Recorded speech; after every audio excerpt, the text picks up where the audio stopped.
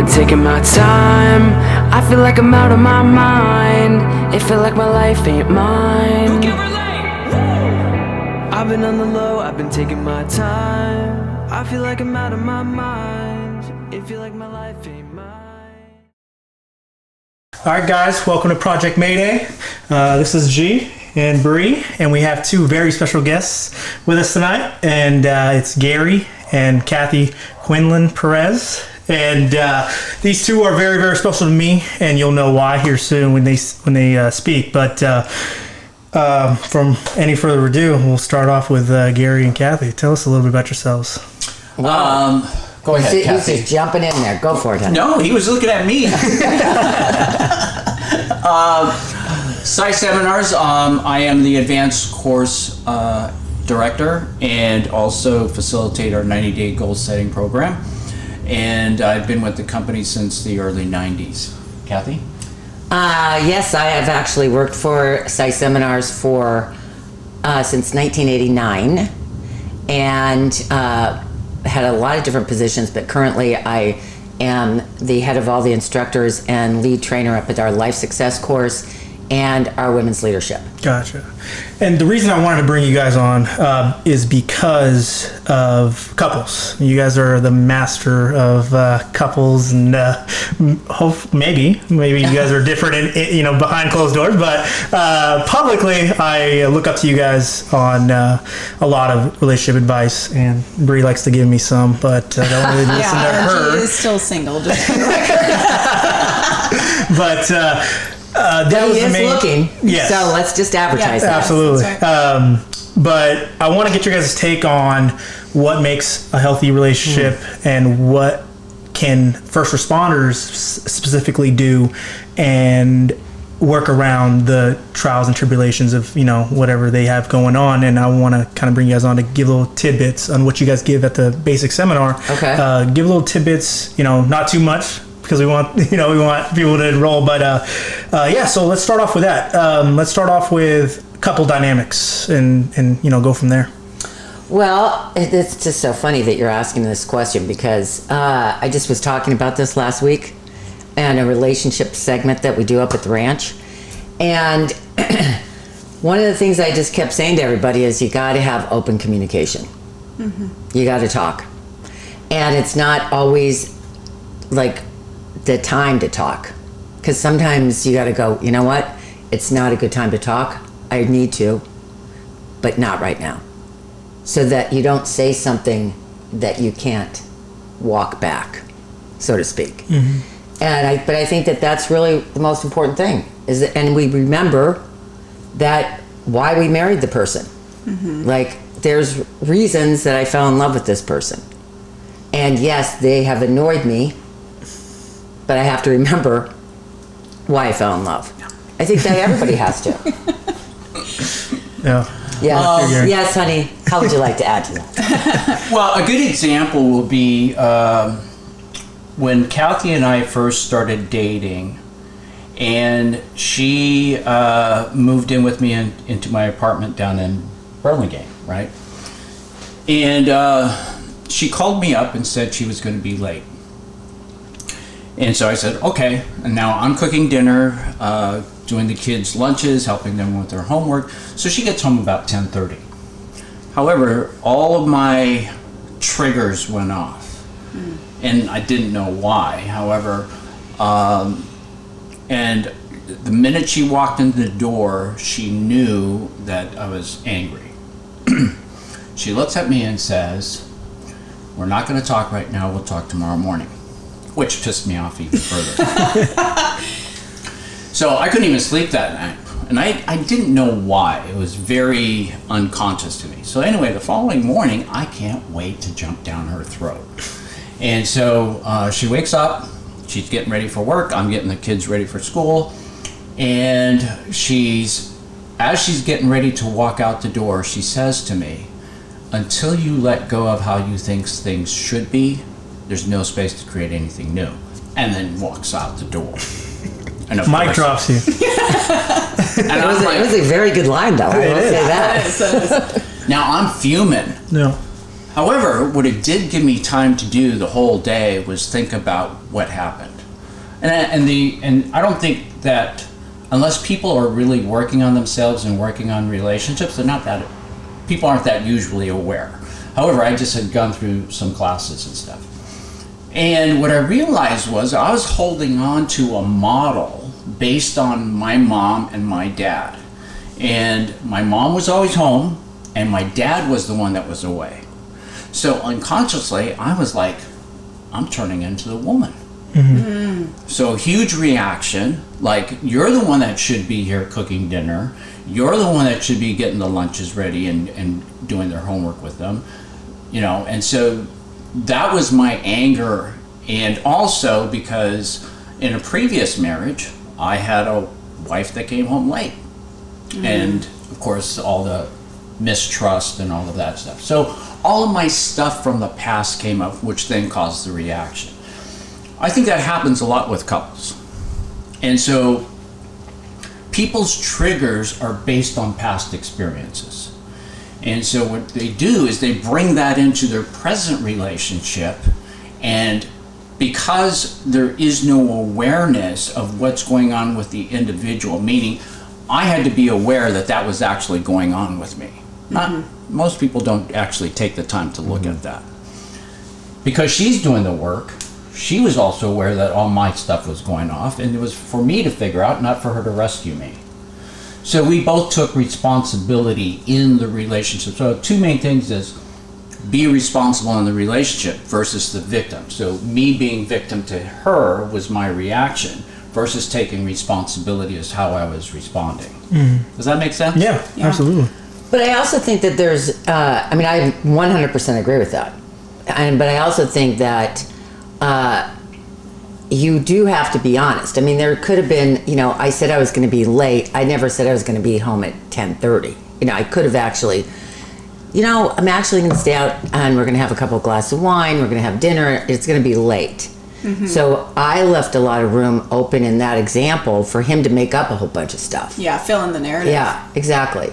And so, so he had his history, what was triggered, and then my history, I'm completely independent. So to even think that I would have to tell somebody where I am was so foreign to me, it's not even funny. So I had to adjust to that too. I mean, like, even when the girls, like when I'd be like making dinner, they're just like, why is she doing that? Usually we go out.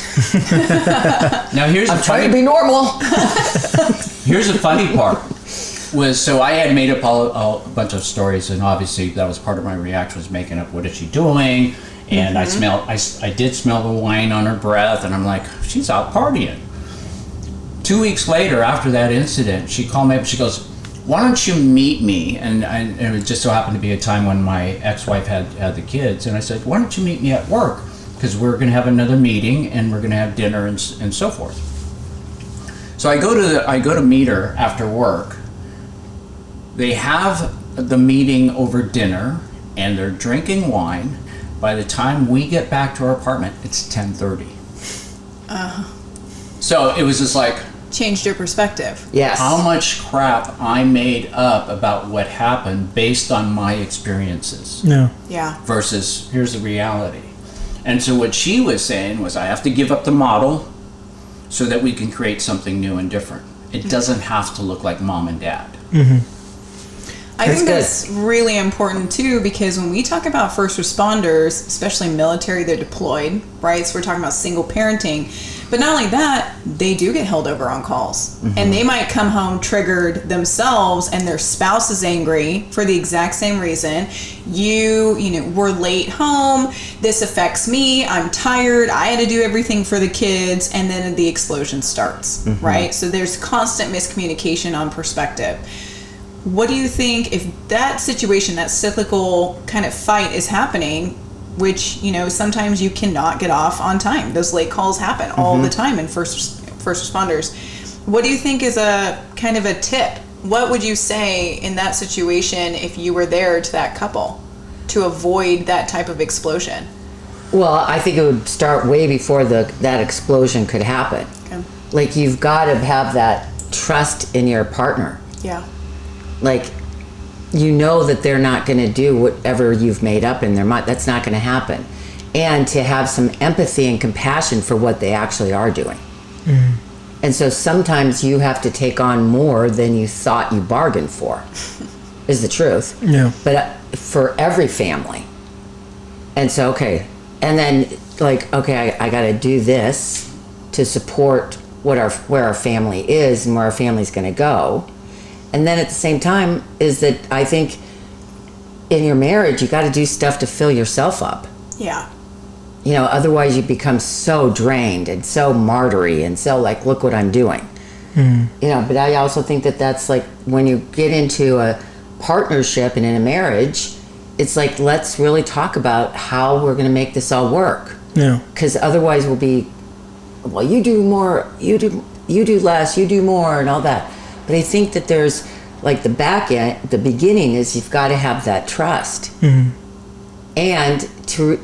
I think the most important thing is there's like, if you're upset, maybe that's not the time to talk about it.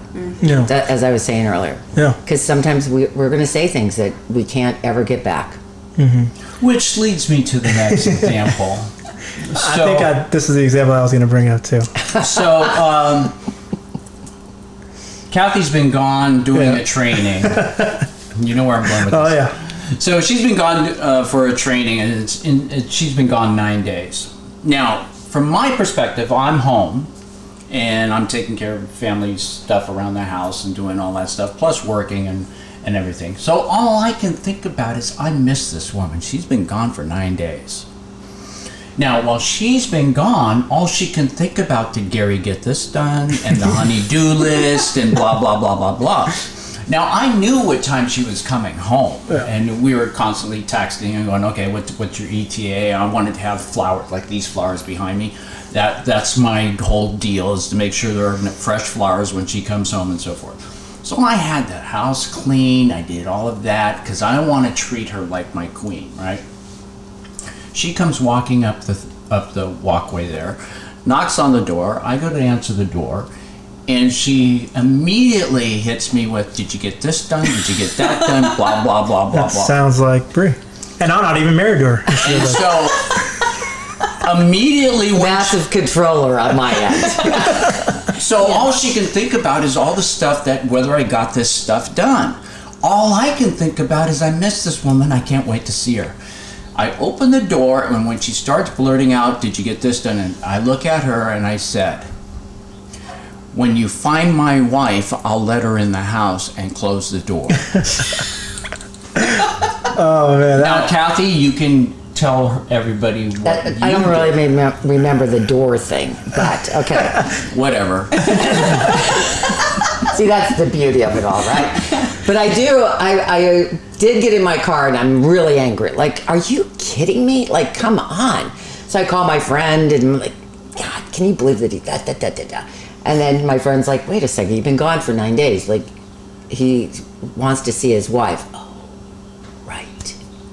So then I came back in and I'm like, hi, honey, how are you? And I'm like, how was your week? So now I'm all, treat him like the king, even though to be perfectly honest, in my head, I was still going, and did you get that list done? But I realized that was in my head. It did not need to come out of my mouth. Yeah. Yeah. And I think that's the key for every relationship. Yeah. It's like there's some things that you go, yeah, probably shouldn't say that. And I do believe that you've got to draw the line. You know, you can't be a doormat either.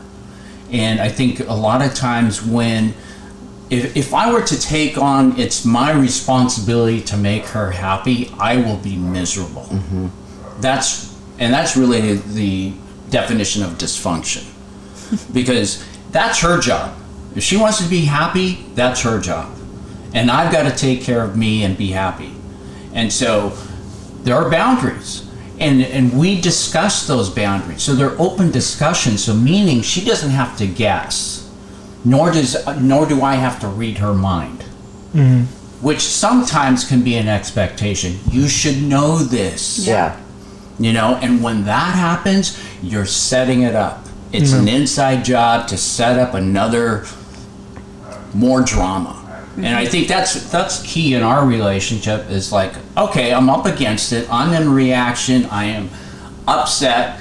I've got to be aware enough to go, I'm not going to take it out on the woman that I actually love. And one thing that we both agree on is that, and we sometimes have to circle back to this, is that our relationship is a safe place to be who we are. In other words, I'm not going to go outside the relationship. I'm not going to go to the bar and self-medicate or whatever. I've got to have a safe place to go to. Once this doesn't become a safe place, then all the other places become the option. Yeah. So and I think that is really important. Like, I've always felt like the biggest thing that's worked is we have each other's back. Yeah.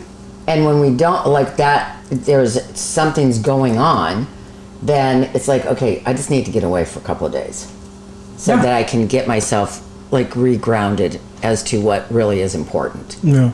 Because, and I know that it's hard, it's not easy. It's not easy. It's easier, but, you know, especially when you have kids and this family and the dynamics of this part and the dynamics of here, and now you're bringing it all together. What are you laughing so hard about? Because I remember when we moved into this house, you know, we were talking about, I was doing the remodeling and stuff, and so we were doing a lot of sanding, and I mean, she comes from another training, she comes back in. This place was a mess. And so she goes into her wardrobe, into her closet, and everything has dust all over it. She is PO'd. She looks at me and she says, if you want to find me, I'll be at the Embassy Suites. Get this house done. And walks out there. Whoa. Let's backtrack. You said it was going to be done by the time I got back. Hey, you didn't Definitely say what you were had. gonna do. Yes, I You didn't do what you said. Broken agreement. Thank you. Hello. But I do want. So, what would happen if this happened in your guys' relationship? So I know a couple, Bree and Zeph, and it was Zeph came to me and said, "Hey, I want to do something for Bree, and I want to surprise her. Can you cover for me or whatnot? Like if you know she asks where I am, or because it's something to do with he had to take days off of work to do this for her, and she doesn't like surprises. But I figured, yeah, I'll go along with it, and because it's going to be a great surprise. And so Zeph, something happened where Zeph called off of work. Bree found out that he called off of work. Where is he? She's going to the worst case scenario, right? And she comes into my office the next day and she goes, would you ever lie to me? I'm like, absolutely not. And she goes, where did Zeph go last night? And I was like, I don't know. And because she terrifies me. And so in that situation, I talked to her. I said, hey, Zeph is doing, obviously you know something's up. So I'm going to let you know that it's something cool that he wants to do for you. So just chill out. Just chill out. Just go with the flow. And that's something that she... Okay, but in my defense, I got triggered, right? Because I don't like surprises. Surprises have never been positive. It means tragedy, something happened, loss of control. So I'm like, first off, he never lies to me. So now I catch him in this lie. So then my thought process would be, do I go along with it, knowing that it's a surprise, even though I'm spinning out of control now in my own head, filling in the narrative? Or do I call him out right then and say, hey, I know that you're not at work, so where are you? So I choose to not say anything, which is a disaster because I am spinning out of control, thinking like, what could possibly be happening? I've literally told her, don't worry, it's a surprise. It's going to be a great surprise. Just leave it. And she would not leave it. I don't leave things alone. No. So... Did you get the surprise? Yeah, it was a disaster because my reaction didn't fit the surprise.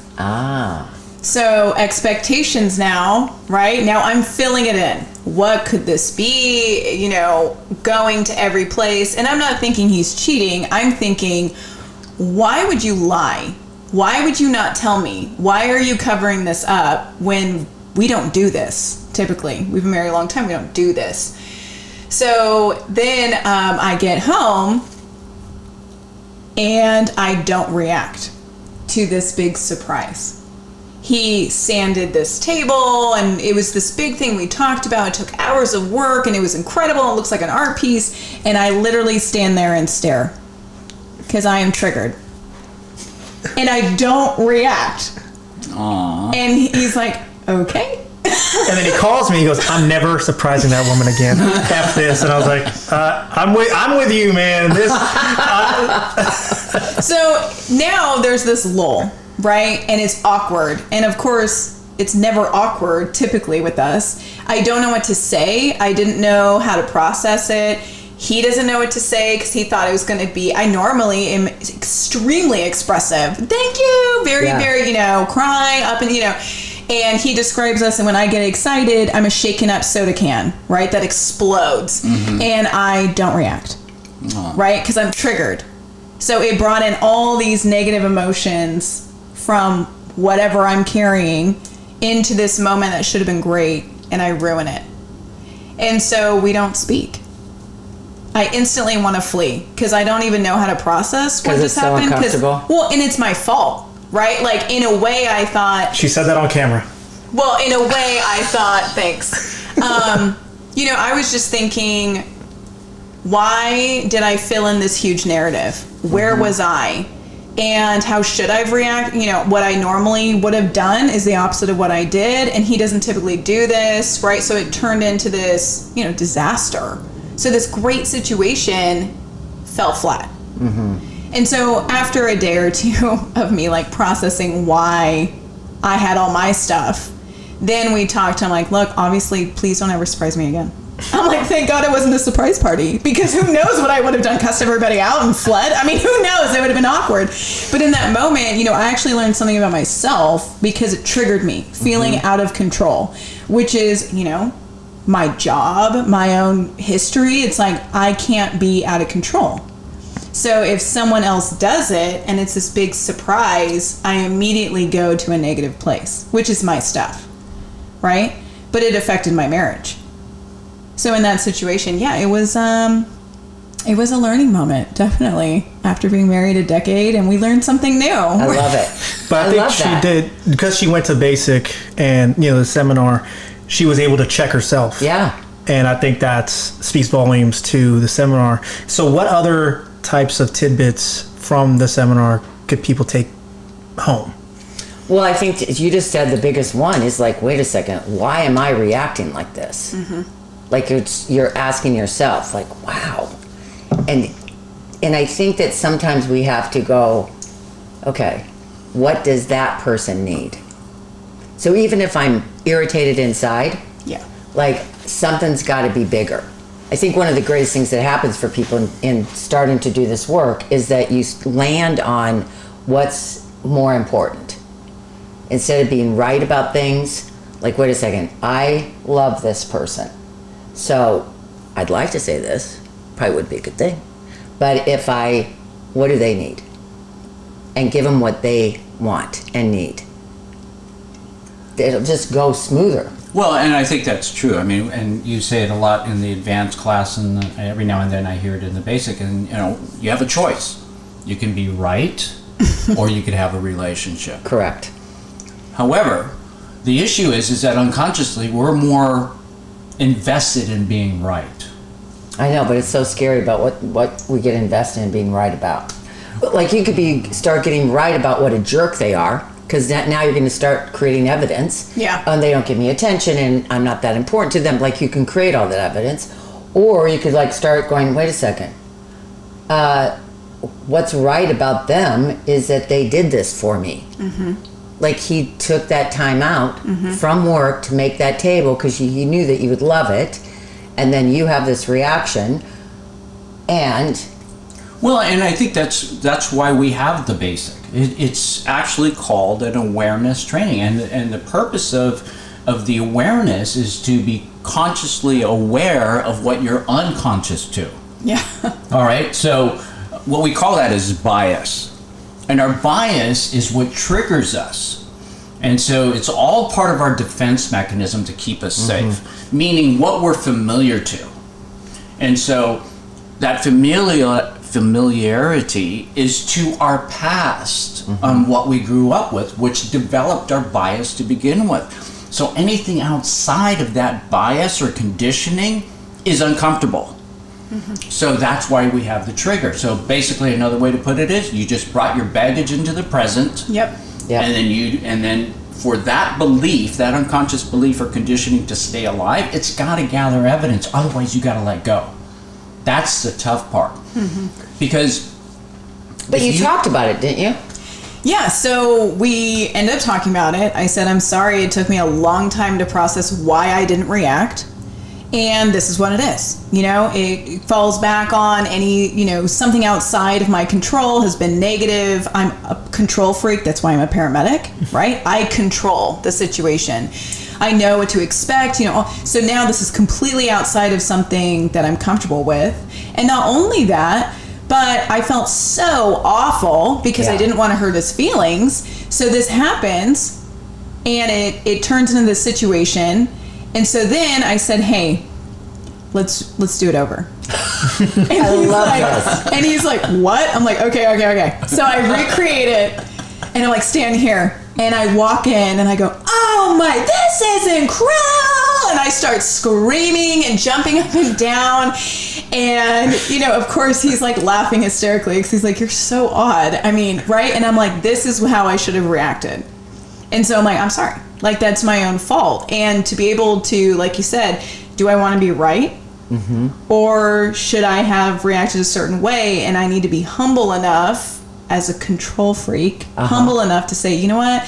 Yeah, maybe I brought my stuff into this. And it had nothing to do with him. It had nothing to do with him. I think that's so awesome that you did that. Wait, we're going to do a rerun. Let's see it. And what I think was key, because it could have gone a total terrible different direction.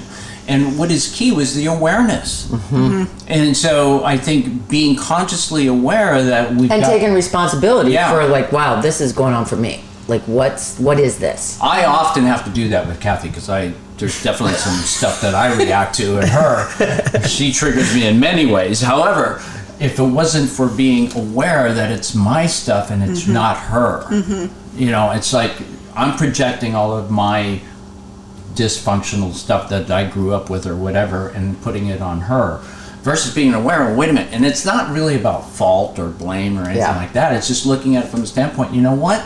That was thinking that I took on that doesn't serve me right now. It may have helped me in the past to survive and get to where I needed to be. However, if I'm going to have a healthy relationship, it definitely doesn't serve me now. And to have that awareness. And I think awareness is key. That if we can look internally and go, okay, what am I really committed to here?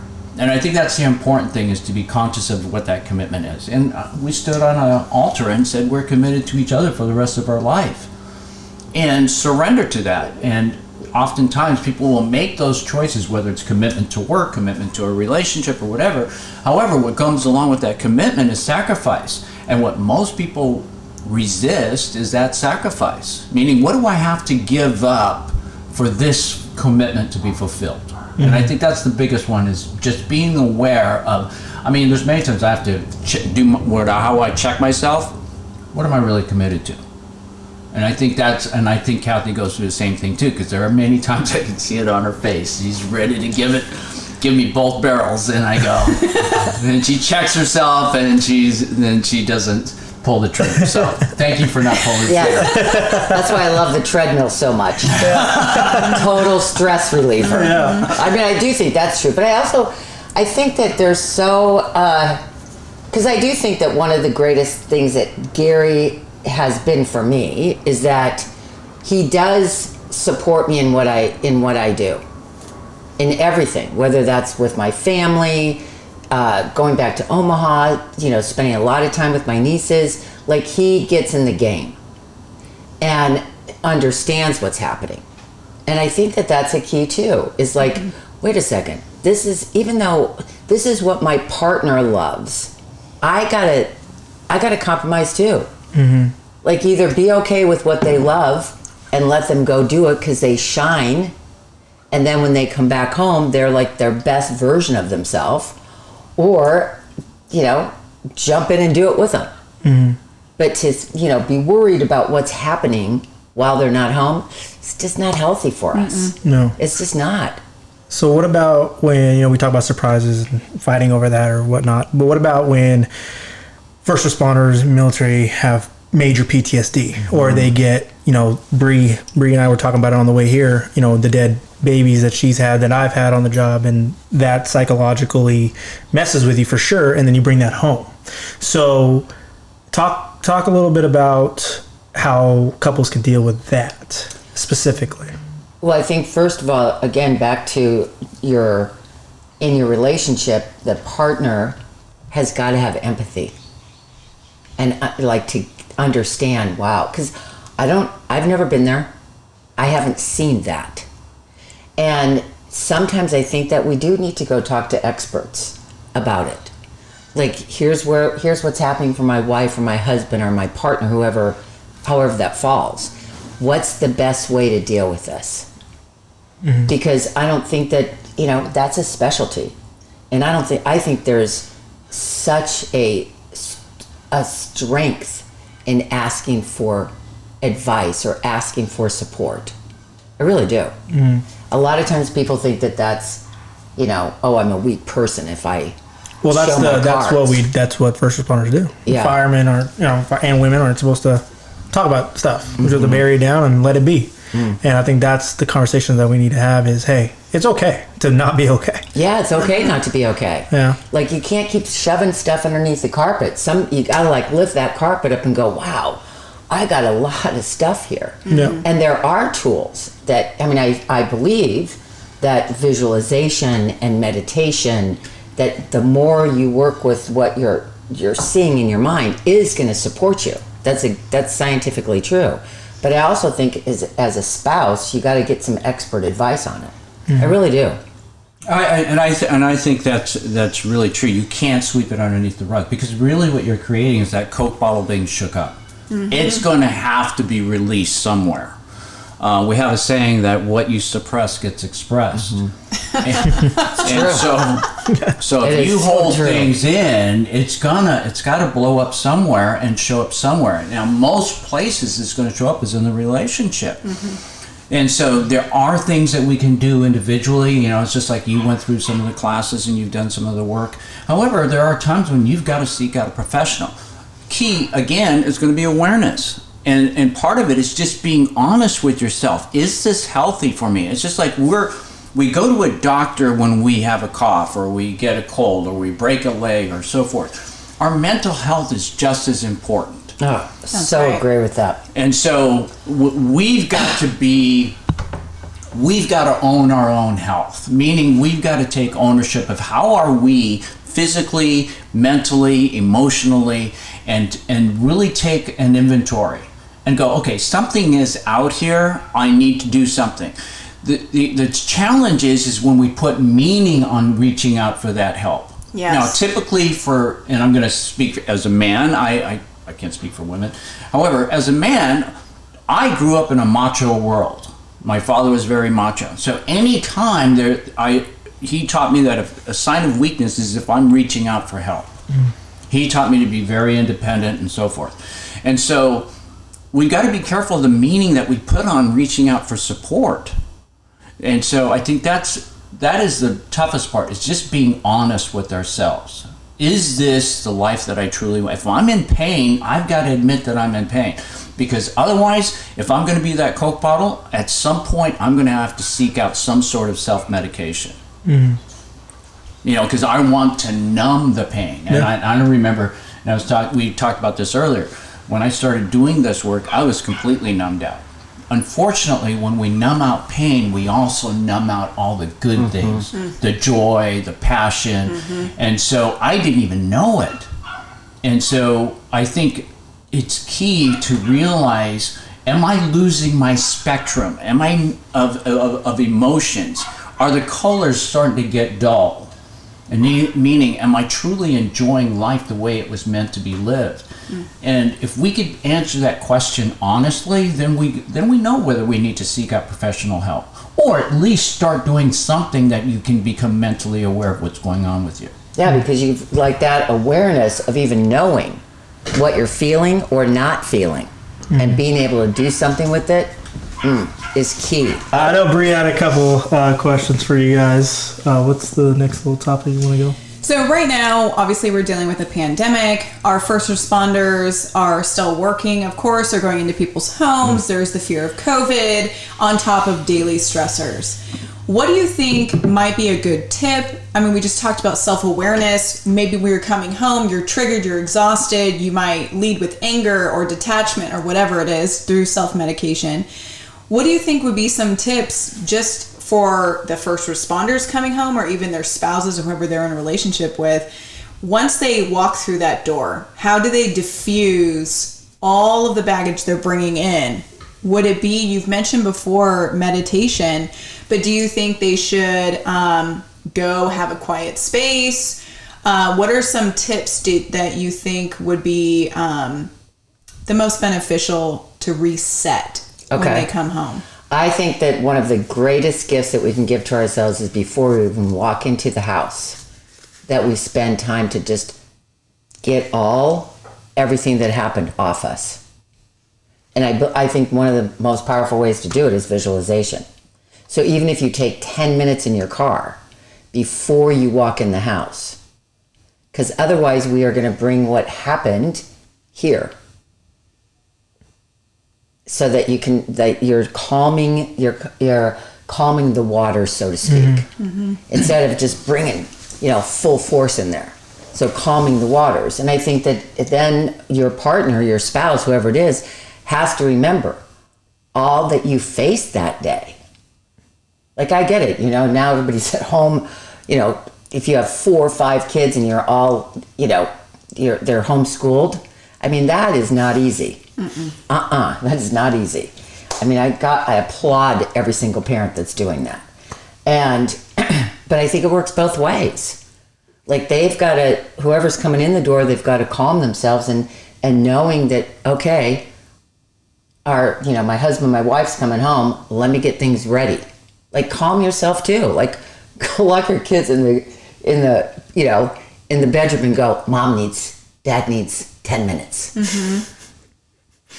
Because you got to center yourself too. Yeah. In one of our classes, I think it was a PSI 7, they told us a story about the Indians. And the women are in the village, and their job was to gather, to nurture, and take care of the families. Whereas the men, their job was to go out and hunt for food. And so the men would leave and go out and hunt for food. Now, of course, the testosterone levels are high, and their focus is on their target. So there's this level of energy that they're leaving the village with. Now, after the hunt, there's this circle that encircled the village, and the men would have to sit outside the circle. And the term that they used was level your waters. Because their energy had to match the village before they walked in. And so here you have this, we'll call it a female energy or a feminine energy that exists in the village, while there's this masculine energy outside the village. And the whole idea was that those energies match before the two came together. And so they would sit outside the circles, much like what Kathy was talking about, to calm themselves down before they walked into the village. Because having that high level of testosterone, that masculine energy, walking into a nurturing energy can be very disruptive. And so I think Kathy and I practice it often, and I think it's becoming more unconscious than us having to consciously do it. And it's, when I told the story about Kathy coming home, the truth of the matter is when I said what I said, I went from a female energy, which was a feminine energy, which was more of nurturing, wanting to be with her and all of that, where she came home with this masculine energy of, did you get the targets done? Did you get this handled? And so the leveling was not so much of me coming up more to a masculine or her going more to a feminine. It was actually an alignment of the two energies. And so when we align those two energies, then there's a place that we can meet. So when people connect in a relationship, it's a balance between the two energies. And so when you talk about being out, as far as first responders and some of this trauma and some of this stuff that first responders experience, it's really bringing back that feminine energy because they're in a masculine energy, and bringing that in balance where they're bringing both on. So, that's the toughest part for me when I started doing this work, was actually admitting that I had a feminine energy. Yes, men do not like to. What are you talking about? However, in our men's leadership class, we talk about wholeness. And so what I learned in that is I wanted to deny that part of me even existed. And what that kept me from doing was showing up in any relationship, was to know that those two energies exist. And so, and as I shared with you earlier, there's a part of me that cried, and it was just like, oh my God, I'm crying. I shouldn't show that, And so, however, what I realized is how much I rip off my relationships when I don't show that side of me. And the problem is that when we only bring a part of ourselves to relationships, that's what tears relationships apart. Because we're not showing up fully for the partner that we said we would commit for the rest of our life to. And so I think there are times when Kathy brings one energy, and because that's how she protects herself, and I totally get it. And so those are the times that I have to be compassionate and go, she's got to go through whatever she's got to go through, and when she gets to the other side, I'll be there. And I think that's key in a relationship, is not only drawing a line in the sand and not being a doormat, but also being compassionate And understanding, okay, they need to work through this.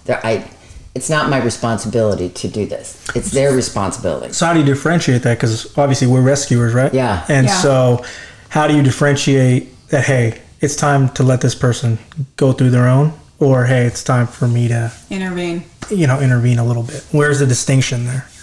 Well, that's a tough one, because each person has their own process. And I think when people are in a relationship, they start to learn that process, whether it's consciously or unconsciously. And there are times when, I've got to draw a line in the sand and go, okay, you've been in this, down part or valley of this cycle too long. It's time to get back up and let's get back in the game, called our relationship, called our life, called our business, whatever it is. And I think that becomes an agreement that we have. It's just like, okay, you get to be a victim for like 10 minutes, but after that, we're getting back in the game. Yeah. I think that's a good one. I really do. And that was but sometimes you're in a funk for a couple of days. Yeah.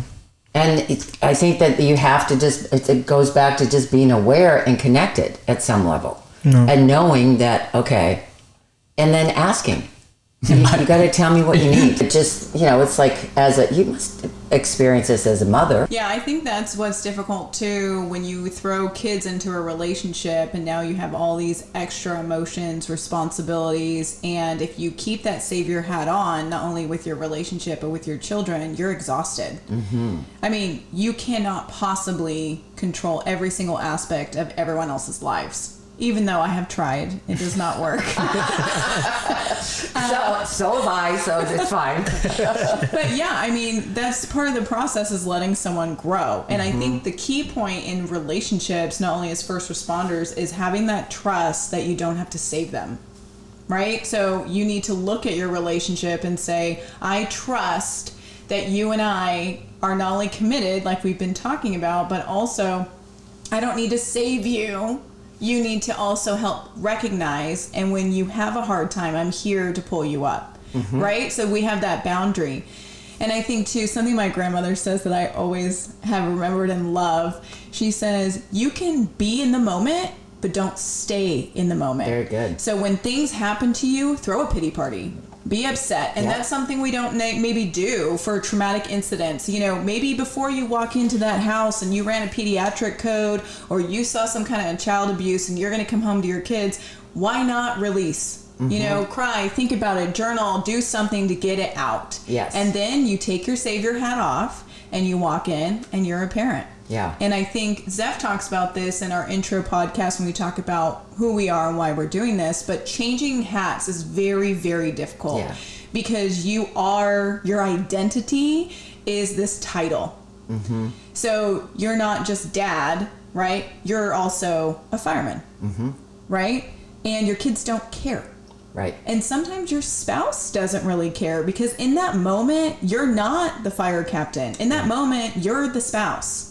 So I think recognizing too, it's all about being really aware about where you are and walking into that home. Are you walking in as a first responder or are you walking in as a whole person? Perfect. Yeah. That's very well said. Wow. It's like, okay, I'm the dad here. I'm the mom here. I'm not the fire person. I'm not the paramedic. I'm not, no. You know, because when you're just being an aunt, uncle, mom, dad, whole different role. I'm not here to tell you what to do. Well, and I think the other part of it is too is that when we really start to own how great we are, we're operating from a place that we are infinite possibilities. Meaning, I'm not defined. When I first started doing this work, I was a mechanic, and I absolutely I identified with that. It's macho. I'm a gearhead, and blah blah blah blah blah. But I also didn't realize how limiting that was. And so when we start to see that we can be all these different things, it opens up possibilities, not just in our relationships, but also in opportunities. And so I think the toughest part is we often identify with what we do versus who we are as a human being. And so I think that's the challenge, is to separate the two. That yes, I'm a first responder, I'm a fireman or whatever. However, that is my job. But who I am in life is infinite. Because I can be the father, I can be the nurturing mother, you are an infinite possibility.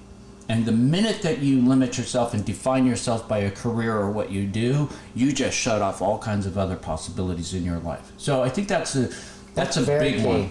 Very key. I mean, hey, listen, in this first part of the pandemic, I learned that Gary could take off my shellac nail polish. With a Dremel tool. Like, Oh, wow. like seriously good. And then what I also learned is for 26 years, I have not known how to load the dishwasher correctly. Oh. So I got a lesson in that as I got my phone out and took a video and I post on Instagram and the comments were, "That's great. He can start doing it all." I go, "Yes." Hello, I do it anyway. That's beautiful. So, guys, thank you so much again for letting us into your home and for speaking with us and speaking to all the viewers out there. How we like to end these is a little rapid fire. And so the rule is 5 questions, and you have to answer in one word or one phrase. That's it. Okay. All right. We'll start with Kathy, and then we'll just kind of switch off. Okay, so Kathy answers, and then we'll have Gary answer the same question. Okay, 5 rapid fire. First one, celebrity crush. Oh, that I have? Yeah. Yes. There's quite a few, actually. You can only name one. This is supposed to be rapid fire. Yeah. I'm like Maybe seeing all Gary their should go names. first. Yeah, Gary's already got it. Charlize Theron. Oh, okay. Okay. All right.